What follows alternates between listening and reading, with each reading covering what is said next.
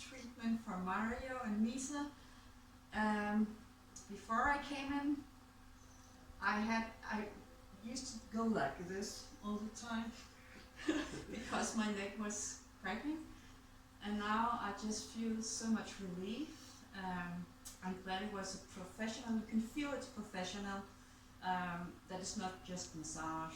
It's much more than that. It's individual. Of course, thank you. So I'm happy, and my legs are now more equal.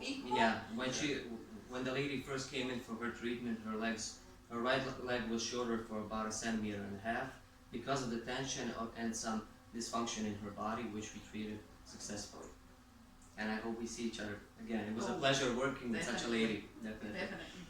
And yeah, the thing you did up here. Yeah, that was the atlas reposition on a place that it needs to be, right?